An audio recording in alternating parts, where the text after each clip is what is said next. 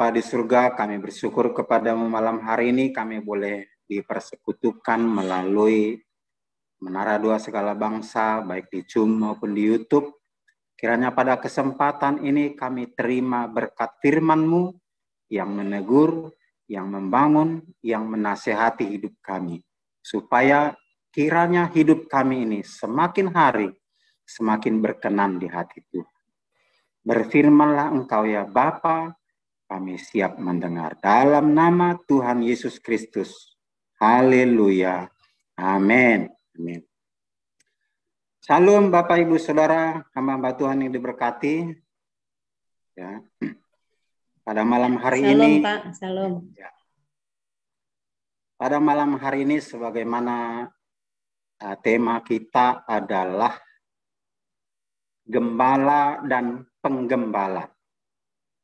Nah, itu kita membaca dari kitab Yohanes pasal 10.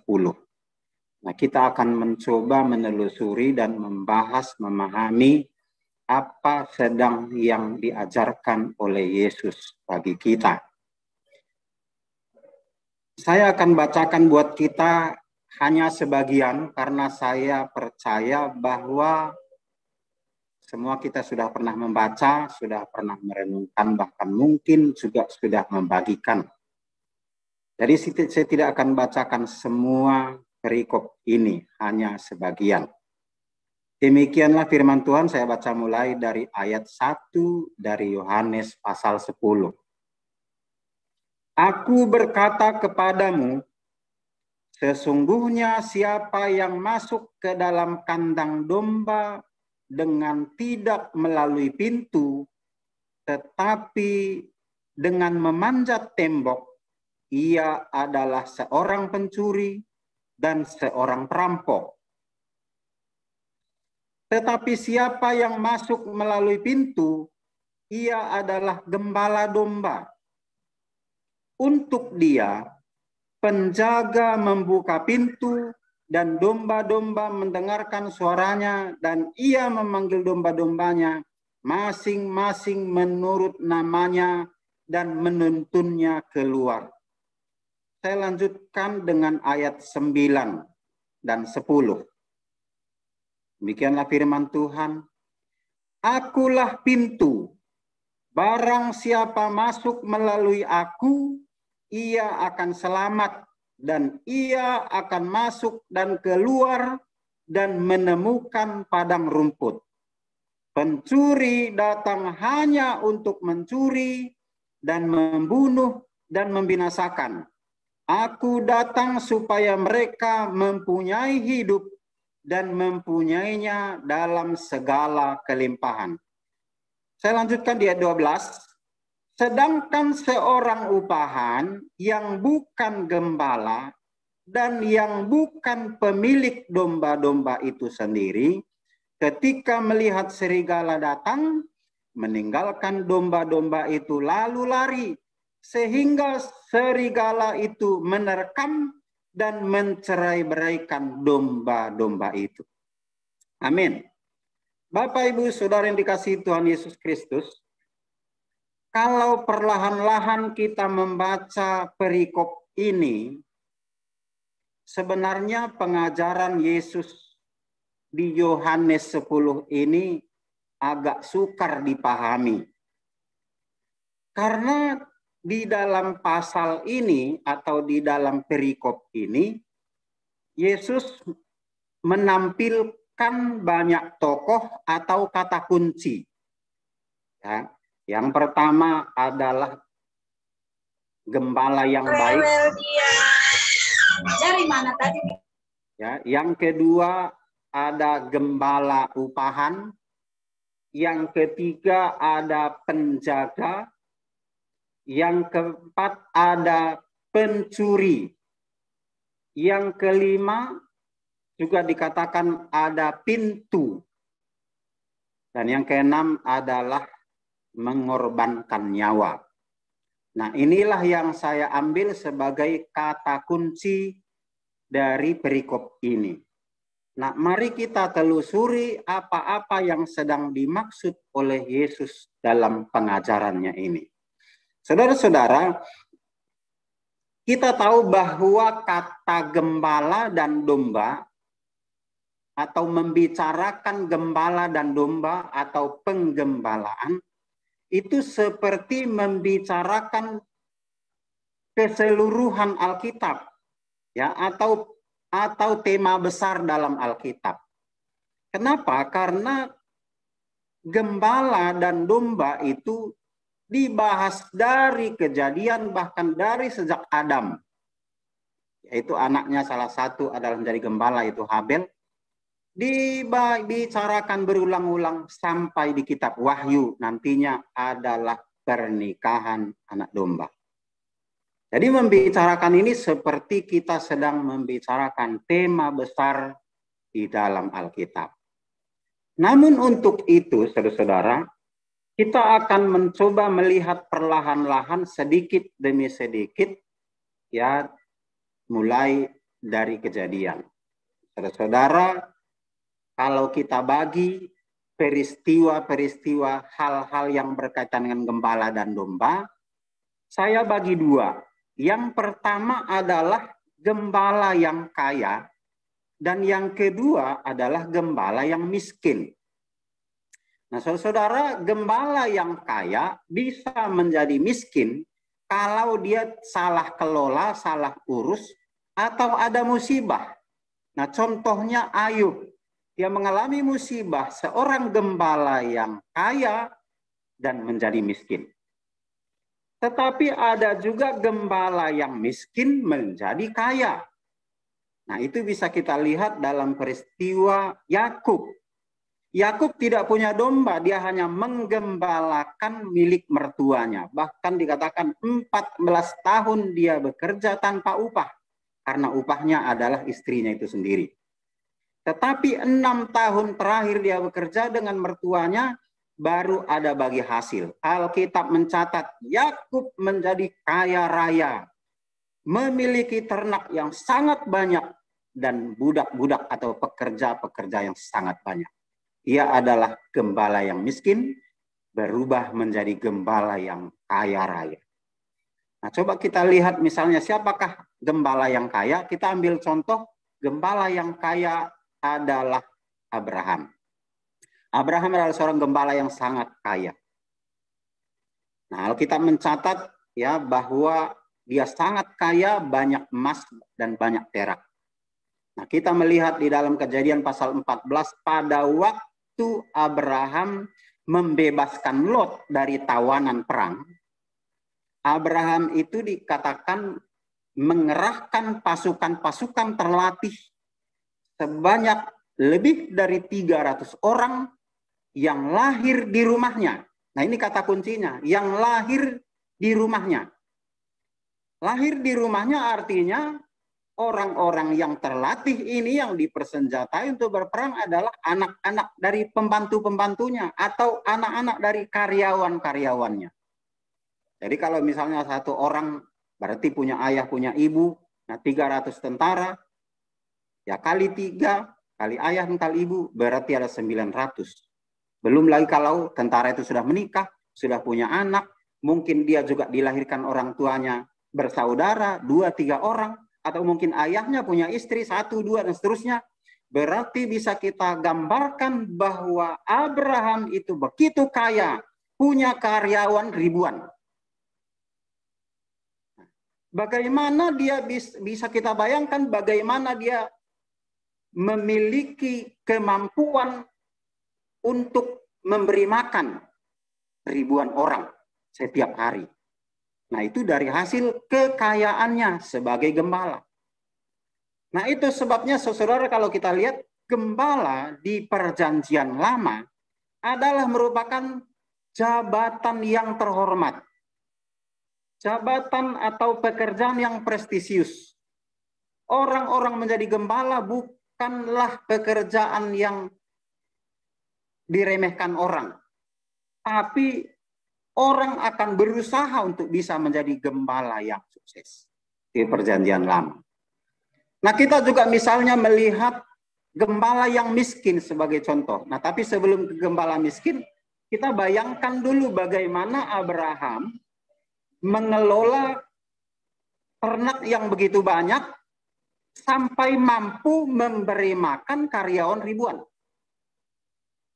Berarti dia mengelola ternak itu dengan sangat rapi, sangat baik, dan yang namanya ternak itu pasti ada kandang. Jadi ada kandang dibuat untuk menjaga hewan-hewan ini tidak lari dan juga tidak dicuri orang. Dan setiap kandang pasti ada pintunya. Dan pintu pasti dibuat kokoh supaya tidak diterobos oleh pencuri perampok, tidak diterobos oleh binatang buas. Dan Abraham sebagai gembala menempatkan pekerja-pekerjanya itu untuk menangani setiap peternakannya itu, setiap domba atau hewan ternaknya itu. Nah, kemudian kita coba lihat misalnya gembala yang miskin. Siapakah gembala yang miskin? Kita bisa melihat gembala yang miskin, contohnya Daud. Nah, Daud adalah gembala yang miskin. Pada waktu dia disuruh oleh ayahnya Isai untuk melihat keadaan kakak-kakaknya di medan perang, dan pada waktu Daud itu bertemu dengan kakak-kakaknya langsung marah. Untuk apa kamu datang ke sini? Kepada siapakah kamu tinggalkan kambing dombamu yang 2-3 ekor itu? Kata 2-3 ekor menunjukkan bahwa Daud itu punya ternak sedikit. Jadi hanya 2-3 ekor. Kepada siapakah engkau titipkan? Artinya selama ini Daud menggembalakan ternaknya itu sendiri. Tidak seperti Abraham, dia punya penjaga-penjaga. Daud menjaga sendiri, merawat sendiri, menuntun sendiri domba-dombanya, dan membawa sendiri pulang dari padang ke kandangnya. Sendiri dilakukan, tidak ada temannya. Karena apa? Karena dia gembala yang miskin. Kalau seandainya dia menempatkan pekerja untuk menolong, untuk mengerjakan pekerjaan penggembalaan itu, mungkin tidak sampai 1 tahun, kambing dombanya habis untuk membayar gaji karyawannya. Bayangin kalau dia punya ternaknya hanya 2-3 ekor, dia membayar karyawannya 1 dengan UMR. Ya, kalau hitung-hitung sekarang kambing 3 juta, UMR habis. Mungkin nggak usah sampai 1 tahun, habis 5-5-nya. Kambingnya itu terjual hanya untuk membayar karyawan. Nah, karena dia tidak mampu membayar karyawannya, maka dia menggembalakan sendiri. Nah, coba kita perhatikan bahwa dia menggembalakan sendiri, padahal Alkitab mencatat Daud itu orangnya masih sangat muda, kemerah-merahan, dan dia anak bungsu. Sedangkan kakak-kakaknya sudah lebih dewasa dan sudah menjadi tentara. Dia tidak bisa menjadi tentara karena terlalu muda. Dia dihina oleh Goliat pada waktu itu. Tetapi coba kita perhatikan. Pada waktu Daud kemudian berhadapan dengan Goliat, di saat semua tentara takut, Daud malah berani. Daud kemudian mengalahkan Goliat itu. Artinya apa?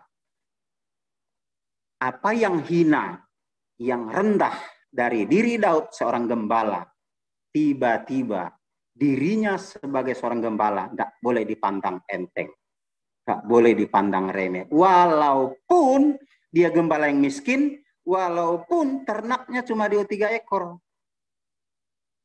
Nah, jadi artinya apa? Kita belajar dari sini bahwa Daud itu walaupun gembala dan ternaknya sedikit, dia tetap terhormat. Karena memang di Perjanjian Lama kalau kita baca, gembala adalah pekerjaan yang terhormat. Bahkan kalau kita perhatikan di dalam Perjanjian Lama, jauh lebih banyak dibicarakan tentang gembala dibanding perdagangan. Walaupun perdagangan itu menghasilkan uang atau kekayaan. Tetapi gembala-gembala yang kaya justru lebih banyak dibicarakan. Nah, Dan walaupun ternaknya cuma dia 2-3 ekor, pasti tetap ada kandang. Nah, ada kandangnya, tidak mungkin, oh karena ternaknya cuma 2-3 ekor, lalu satu rumah dia dengan Daud. Tidur bersama, tidak mungkin. Pasti dibuat kandangnya seperti biasa kita lihat di desa-desa, ya punya sapi atau punya kambing 1-2 ekor, ada kandangnya di belakang. Dan kalau ada kandang, pasti ada pintunya. Tidak mungkin tanpa pintu. Pasti ada pintu supaya ternaknya itu aman. Ya, tidak lari keluar dan pencuri tidak membongkar. Supaya tidak membongkar, pintunya juga harus kokoh dan kandangnya juga harus kuat. Itu sudah pasti. Nah, sekarang di Yohanes pasal 10, Yesus berbicara kembali tentang gembala. Dia berkata, akulah gembala yang baik.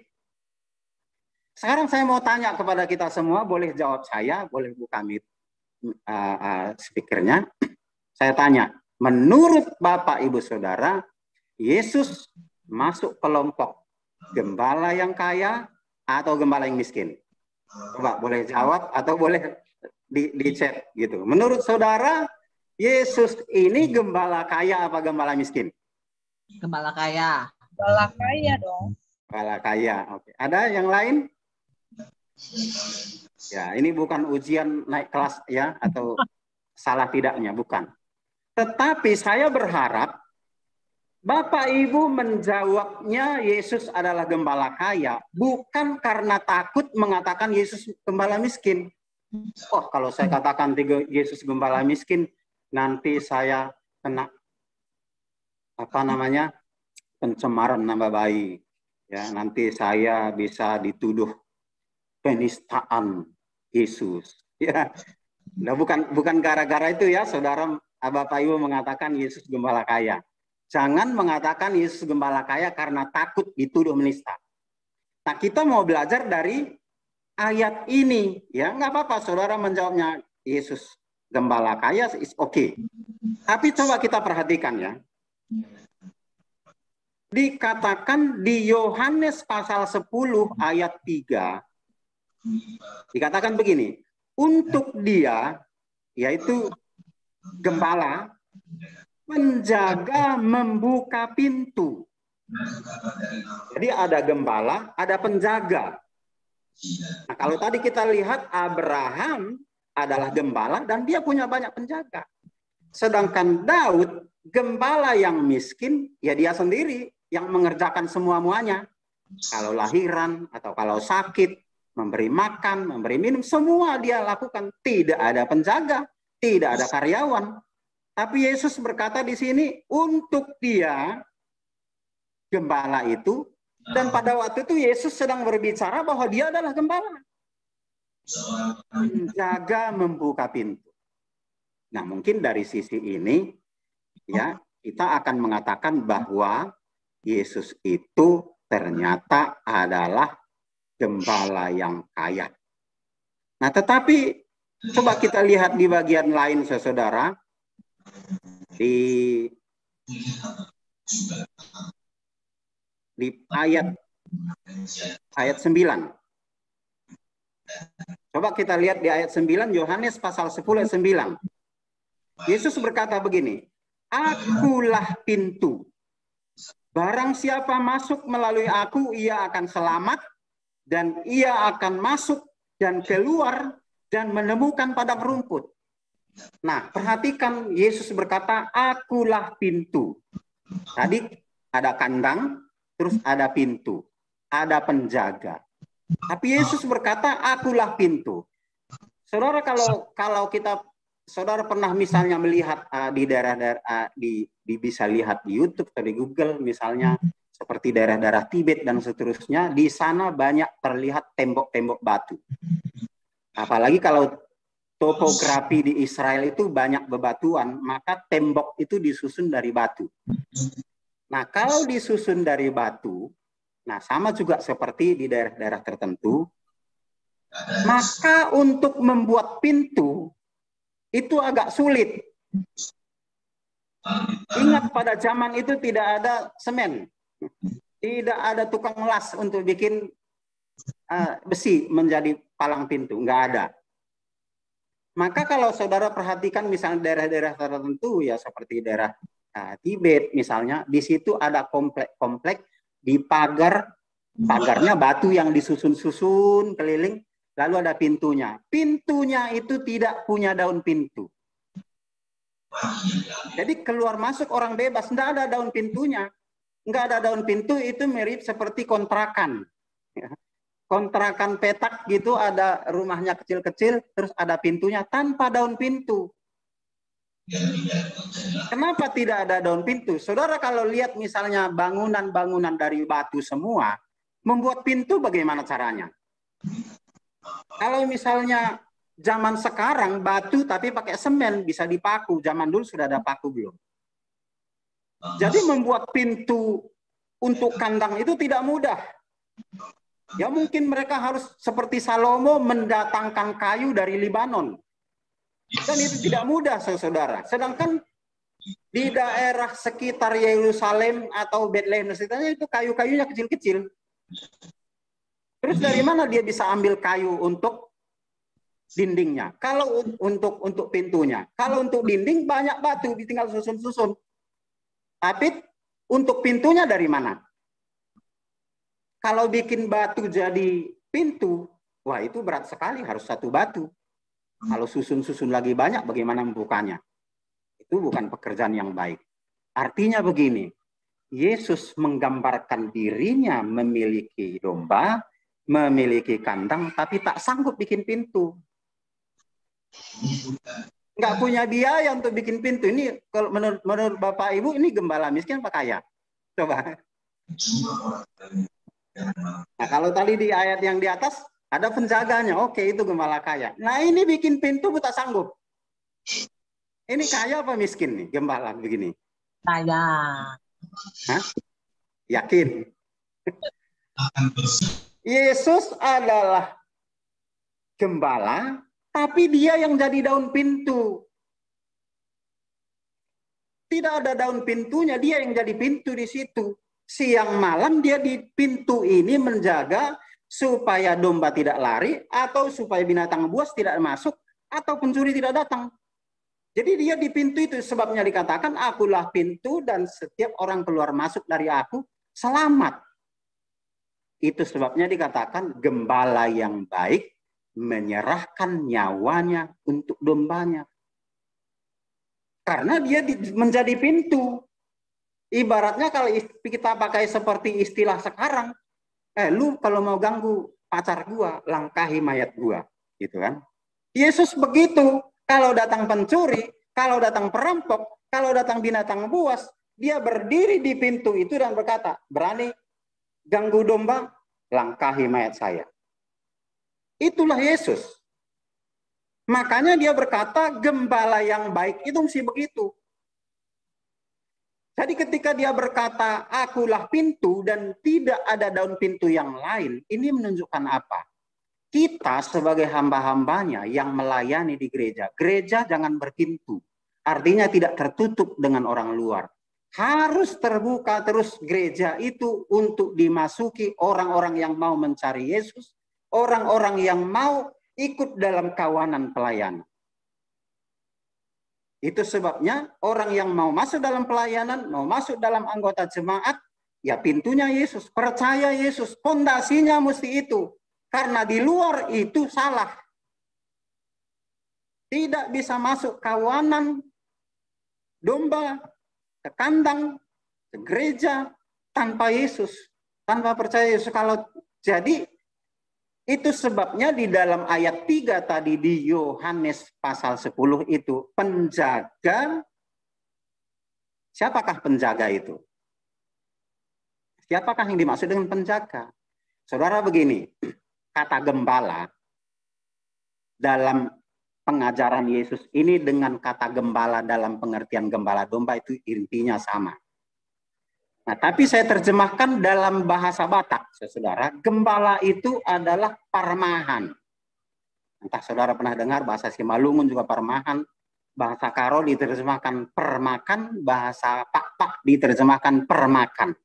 Nah, parmahan atau permakan artinya sama. Apa artinya parmahan? Parmahan artinya pemberi makan. Parmahan artinya pemelihara. Parmahan artinya penjaga.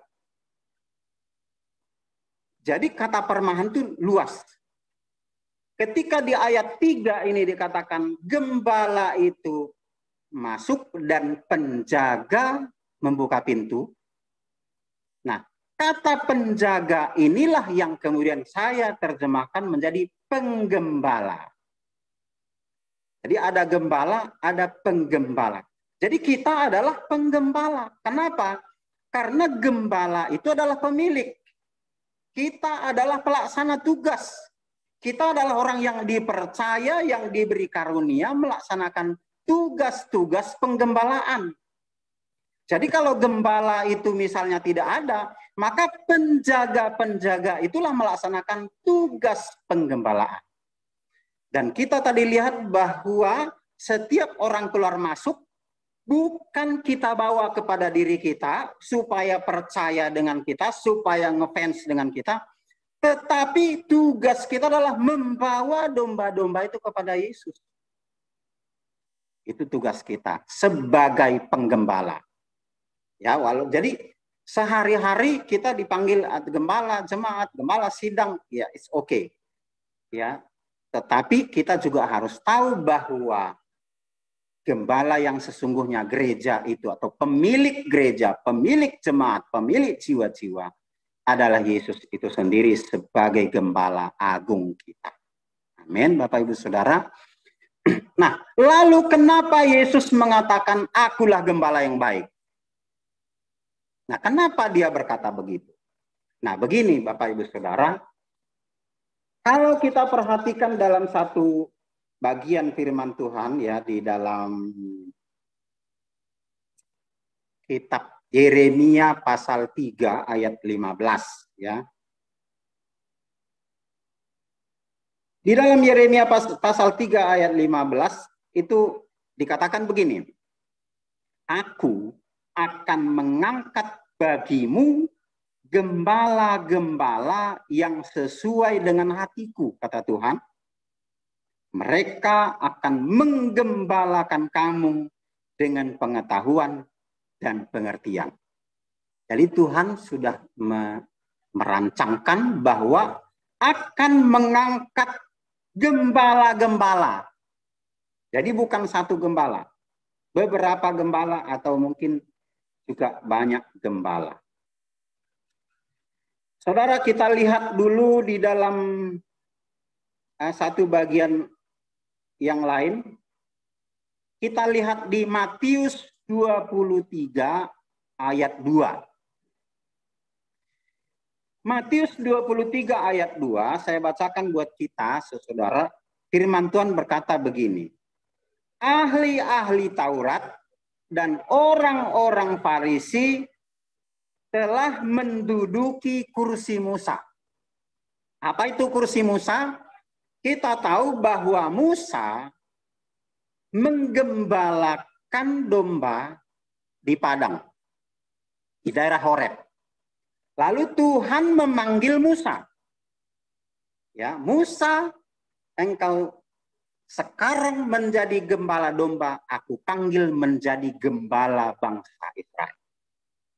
Sekarang kamu adalah pemimpin, ya, penuntun bagi kambing domba, tapi aku akan pakai kamu, panggil kamu menjadi penuntun, pembimbing bagi bangsa. Itu sebabnya Musa itu dianggap adalah merupakan tokoh terbesar, bahkan kepala bangsa mereka itu. Dalam banyak hal di kitab Perjanjian Baru kita lihat bahwa orang-orang Farisi selalu mengatakan menurut hukum Musa, menurut hukum Musa. Kenapa? Karena di zaman Musa lah hukum-hukum, baik hukum Taurat maupun hukum-hukum beribadah maupun hukum-hukum bermasyarakat itu dibuat. Jadi hukum-hukum itu semua dibuat pada zaman Musa. Dan begitu hebatnya Musa ini. Musa sebagai gembala bangsa. Dan Yesus berkata, sekarang ahli Taurat, orang Farisi telah duduk di kursi Musa. Artinya mereka lah jadi gembala-gembala itu. Tetapi masalahnya sekarang, apakah mereka itu sesuai dengan Yeremia 3:15? Menggembalakan bangsa dengan pengetahuan dan pengertian? Atau bukan? Jadi begini Bapak Ibu Saudara. Mereka menduduki kursi Musa.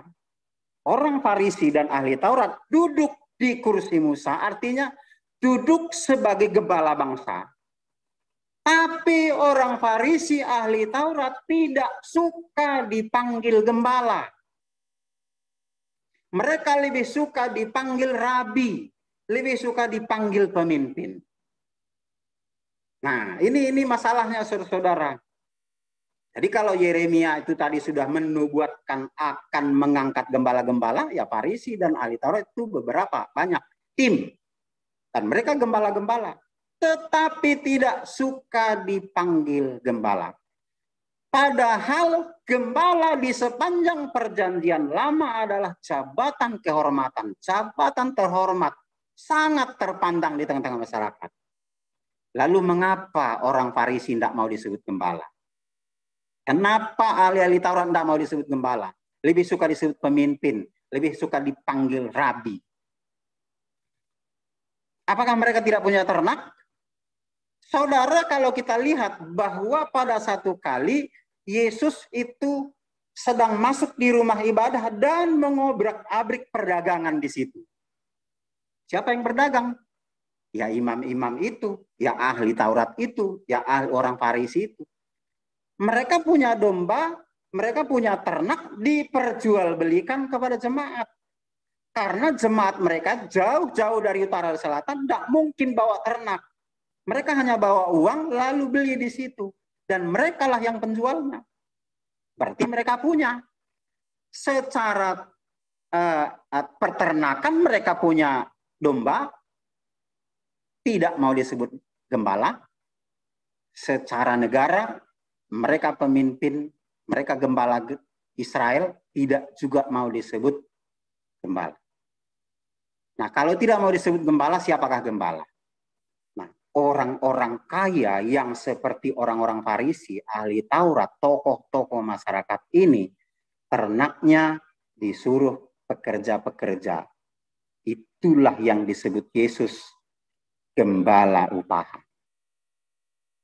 Nah, gembala upahan ini menjadi rendah posisinya, derajatnya. Dia mirip seperti atau dianggap seperti masyarakat aborigin yang tidak berpendidikan, yang orangnya tidak mengerti peradaban, yang berbahasa atau berkata-kata tidak bisa, tidak baik, dan mereka suka pencurian berbohong. Ya. Inilah gembala-gembala. Karena gembala itu bukan pemilik. Kalau di perjanjian lama, gembala itu pemilik. Nah, tapi di perjanjian baru, jabatan gembala atau posisi atau pekerjaan sebagai gembala menjadi sangat rendah. Ya, menjadi seperti kelas Arya gitu. Paling rendah. Nah, itu sebabnya orang Farisi ahli Taurat tidak mau disebut sebagai gembala. Karena gembala memiliki kedudukan yang sangat rendah. Bahkan mungkin juga sulit untuk masuk beribadah. Jadi mereka hanya di padang rumput sana saja. Untuk menjaga. Inilah yang disebut sebagai gembala upahan.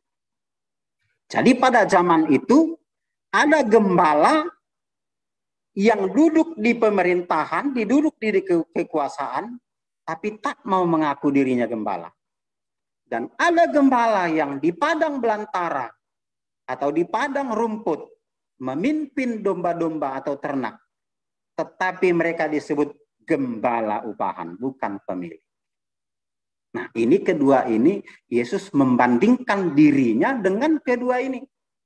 Itu sebabnya dikatakan Pencuri datang untuk mencuri, membunuh, membinasakan. Pencuri, perampok. Jadi Yesus membandingkan dirinya, akulah gembala yang baik. Dan kalau bukan gembala yang baik, berarti dia gembala upahan atau dia pencuri perampok. Pencuri perampok ini apa? Orang yang menggunakan kekuasaannya. Orang menggunakan posisinya, kekuatannya untuk menindas, untuk melemahkan, bahkan membunuh orang. Nah, ini. Jadi posisi orang Farisi, ahli Taurat itu menjadi sombong dan angkuh. Saudara, kalau kita perhatikan, Yesus berkata begini di Matius pasal 23 ayat 3 dikatakan begini. Sebab itu, turutilah dan lakukanlah segala sesuatu yang mereka ajarkan kepadamu. Nah, tadi adalah ahli-ahli Taurat, orang-orang Farisi duduk di kursi Musa. Jadi kalau mereka mengajar, dengar. Kenapa mesti didengar? Karena pengajaran itu dari Musa. Jadi mesti dengar, karena pengajaran itu benar. Tetapi selanjutnya Yesus berkata, tetapi janganlah kamu turuti perbuatan-perbuatan mereka, karena mereka mengajarkannya tetapi tidak melakukannya. Nah, ini model gembala ini. Dia suka dipanggil pemimpin, dia suka dipanggil sebagai rabi, dia mengajarkan tapi dia sendiri tidak melakukan. Dikatakan begini, mereka mengikat beban-beban berat, lalu meletakkannya di atas bahu orang, tetapi mereka sendiri tidak mau menyentuhnya. Jadi betapa otoriternya pemimpin seperti ahli-ahli Taurat dan orang-orang Farisi ini. Itu sebabnya Yesus mengecam. Yesus bilang di dalam Matius pasal ke-23. Yesus bilang begini, pasal 23 ayat 15, Matius pasal 23 ayat 15. Celakalah kamu hai ahli-ahli Taurat dan orang-orang Farisi, hai kamu orang-orang munafik, sebab kamu mengarungi lautan dan menjelajah daratan untuk mentobatkan satu orang saja menjadi penganut agamamu. Dan sesudah ia bertobat, kamu menjadikan dia orang neraka yang 2 kali lebih jahat daripadamu. Maka orang Farisi dan orang ahli Taurat ini sekelas dengan pencuri, perampok, pembinasa. Itu kelasnya. Jadi Yesus sedang membandingkan dirinya yang mengorbankan nyawanya untuk domba-dombanya dibandingkan dengan orang Farisi yang menjadikan orang menjadi binasa. Wah, itu sangat mengerikan. Ya. Itu sebabnya kita baca, kalau kita baca misalnya di Markus pasal 5 ya, dikatakan di ayat 42, saya baca begini. Barang siapa menyesatkan salah satu dari anak-anak kecil yang percaya ini, lebih baik baginya jika sebuah batu kilangan diikatkan pada lehernya lalu dibuang ke laut. Nah, ini pengajaran Yesus itu sebenarnya begitu sangat tajam untuk menyoroti gembala pada masa itu. Sedangkan di bagian lain di Yohanes 10 tadi dikatakan gembala upahan itu kalau datang masalah dia lari.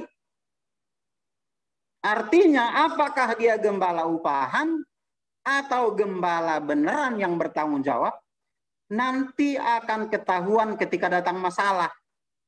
Kalau lagi belum ada masalah, ya udah, dia seperti gembala yang benar, gembala yang baik, karena semua serba aman. Tapi ketika keadaan tidak baik dan dia merasa dirinya terancam, nah dia memilih untuk menyelamatkan diri dan membiarkan domba-dombanya sengsara. Dan model seperti ini, kepemimpinan yang seperti ini, Yesus mengkategorikannya, mengkelaskannya sebagai gembala upahan. Nah, saudara, apakah karena di perjanjian lama jabatan atau pekerjaan gembala itu tinggi derajatnya, lalu di perjanjian baru jadi gembala itu menjadi sangat rendah, lalu apakah kita masuk di area perjanjian baru ini menjadi malu menjadi gembala? Ketika dipanggil Tuhan menjadi gembala, apakah kita malu? Nah, saudara-saudara, kemarin tuh saya dengar Pak Munte bilang, kita bukan gembala kaleng-kaleng. Bukan gembala kaleng-kaleng. Apa artinya gembala kaleng-kaleng? Ya enggak tahu. Ya kalau mau tahu tanya Pak Munte. Ya. Tapi mungkin maksudnya ya enggak main-main gitu. Tapi serius itu. Kira-kira kurang lebih begitu. Walaupun pelayanan kita kecil, jemaat kita kecil, atau di tempat kita terpencil, tapi sebenarnya di hadapan Tuhan, karena kita mengemban tugas yang mulia dari Tuhan, kita terhormat. Saudara, kata gembala itu juga diambil dari terjemahan ya dari bahasa yang lain, bahasa aslinya. Dan Yusuf Roni pernah menerjemahkan. Dia bilang begini, kalau kita jadi gembala atau jadi hamba, itu terlalu bagus namanya. Sebenarnya kalau diterjemahkan yang paling benar atau yang paling pas terjemahannya adalah kacung atau jongos. Jadi kita sebagai gembala, sebenarnya kita paling benar diterjemahkan dari kata itu adalah jongos. Jongos itu biasanya sebutan untuk laki-laki, kalau sebutan untuk perempuan, babu. Saudara tahu dari mana kata babu dan kata jongos? Kata jongos dan kata babu itu di awal itu berasal dari zaman penjajahan Belanda. Zaman penjajahan Belanda di Indonesia menjajah, wanita yang bekerja di rumah orang Belanda, si penjajah ini disebut babu. Laki-laki yang bekerja di rumah orang Belanda ini disebut jongos. Nah, saudara-saudara, apakah orang suka menjadi babu, menjadi jongos? Itu adalah pekerjaan terhormat. Pekerjaan yang sangat dibanggakan zaman itu. Tapi ingat, menjadi babu, menjadi jongos di zaman itu, bekerja di rumah orang Belanda, nggak seperti sekarang pembantu bisa tinggal di rumah bosnya. Harus pulang ke rumah, nggak boleh tinggal di situ. Dan mereka bekerja kira-kira setengah hari lebih. Jadi siangan pulang. Tetapi selama dia bekerja, seorang jongos, seorang babu tidak dapat makan. Jadi dia makan dulu di rumah, baru pergi kerja, nanti pulang kerja, dia makan di rumah. Dan selama dia bekerja dengan bosnya ini, dengan orang Belanda ini, selama dia bekerja, siang malam kapanpun itu, tidak punya gaji. Tak ada gajinya. Jadi bayangin seorang babu, seorang jongos bekerja tak dapat makan dan tak dapat gaji. Itu jongos. Itu sebabnya hamba Tuhan itu bilang kita itu jongos. Enggak mengharapin makan, enggak harapin gaji. Kita begitu sebenarnya. Nah, tetapi apakah jadi jongos dan jadi babu ini kebanggaan? Wah, berduyun-duyun orang mau menjadi jongos, menjadi babu. Karena mereka menjadi bangga. Oh, kerjamu apa? Jadi babu di rumah bos. Jadi jongos di rumah bos. Itu kerinduan orang. Lalu keuntungan mereka apa? Kenapa mereka pingin sekali menjadi jongos, pingin sekali menjadi babu, walaupun tak dapat makan, walaupun tak dapat gaji. Jadi mereka hanya dapat makan kalau siang nanti bosnya pulang, lalu makan siang, ada sisa kalau bosnya kasih. Kalau nyonyanya nggak ngasih, tidak bisa. Tapi kalau ada anugerah, dikasih, sisanya dikasih. Tapi ketika diterima, tidak boleh makan di tempat, hanya boleh makan di rumahnya. Seorang babu tidak punya atau tidak diizinkan untuk memasak. Nah, itu di zaman Belanda, tidak memasak, dari hanya mencuci, mengepel, dan jaga anak. Memasak itu adalah pekerjaan nyonya. Orang pribumi tidak boleh memasak masakan orang bule. Itu di zaman itu. Jadi kita betul-betul sangat rendah. Seorang pribumi sebagai jongos, sebagai babu, betul-betul sangat rendah. Bekerja tidak dapat makan, tidak dapat gaji. Tapi kenapa mereka pingin untuk menjadi jongos? Kenapa pingin menjadi babu? Keuntungannya apa? Nah, keuntungannya begini. Kita tahu bahwa Belanda itu penjajah. Jadi penjajah itu mengenakan, di zaman penjajahan, mengenakan pajak yang tinggi. Semua hasil pertanian, semua hasil peternakan harus disetor kepada pejabat, kepada pemerintah. Satu-satunya orang yang tidak dipungut pajak adalah keluarga babu dan keluarga jongos. Jadi kalau ada tentara-tentara lagi di desa, lagi survei, dia melihat mangga di halaman berbuah, dia melihat pepaya, dia melihat pisang, mereka bisa ambil semau-maunya. Yang tidak mereka ambil adalah tanaman, jongos, dan babu. Orang yang bekerja. Itu semua tidak diambil. Dan kalau dia sebagai jongos, sebagai babu, tiba-tiba mangganya dicuri orang, tiba-tiba pisangnya dicuri orang, kalau dia lapor bisa digebukin sekampung.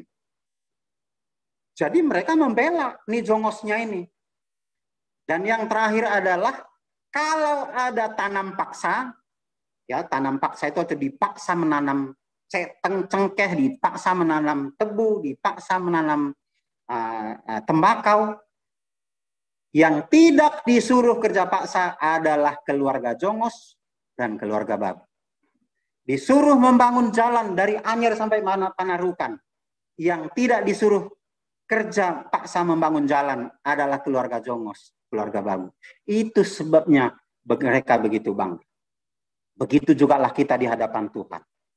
Di hadapan Tuhan kita mungkin tidak terlalu berpikir soal gaji. Itu sama seperti Rasul Paulus mengatakan, sebagai prajurit tidak memusingkan diri dengan hal-hal jasmani.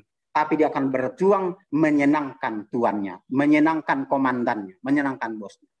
Jadi tugas kita apa? Tugas kita adalah menyenangkan gembala. Itu di dalam kitab Lukas dikatakan begini. Kalau hamba itu sudah selesai melakukan tugasnya, hendaklah kamu berkata, aku adalah hamba yang tak berguna. Aku hanya melakukan apa yang wajib aku lakukan.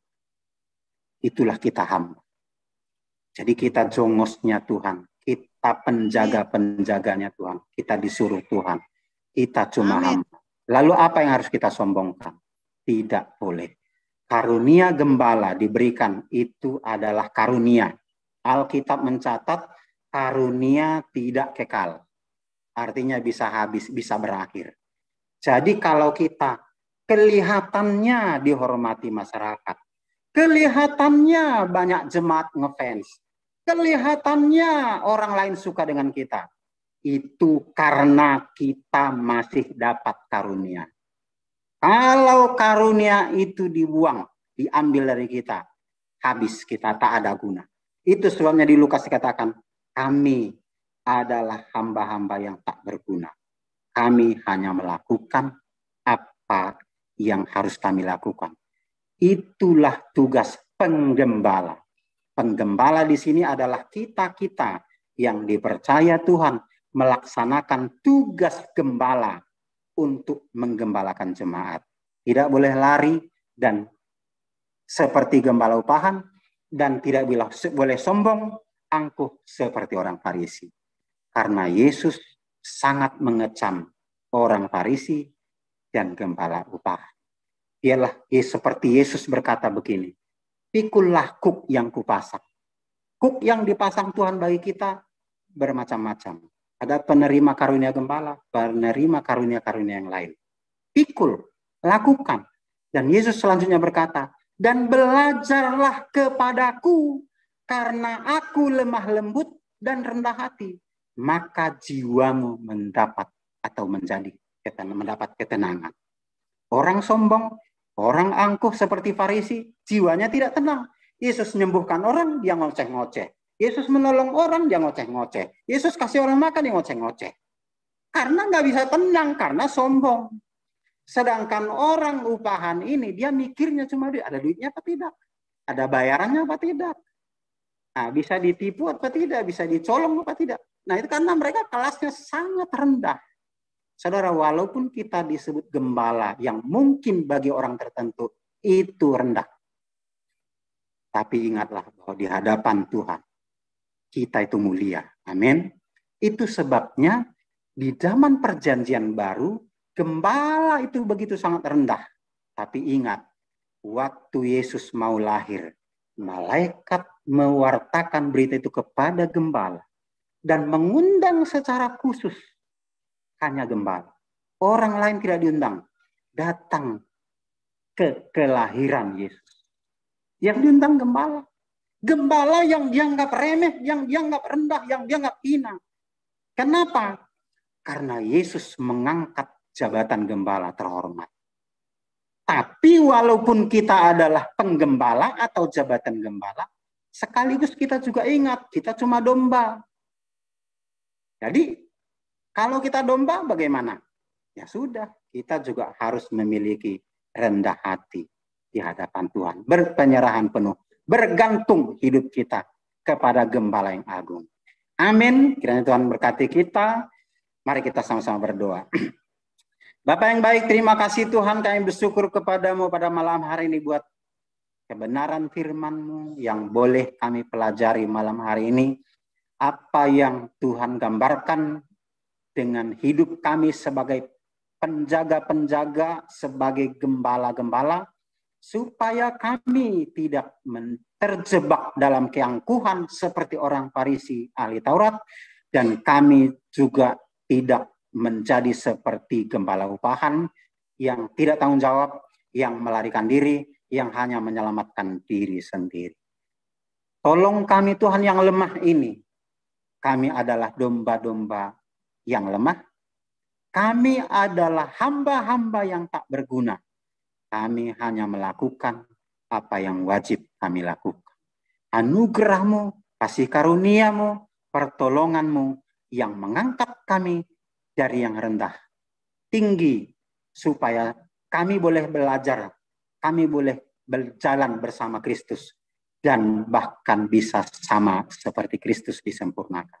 Puji nama-Mu, berkatilah kami sebagai hamba-hamba-Mu, ketika kami hadir di tengah-tengah jemaat, di tengah-tengah masyarakat, supaya kami mencerminkan Kristus dalam hidup kami. Di dalam nama Tuhan Yesus, kami syukur dan berdoa. Haleluya. Amin, amin, amin. Tuhan Yesus berkati.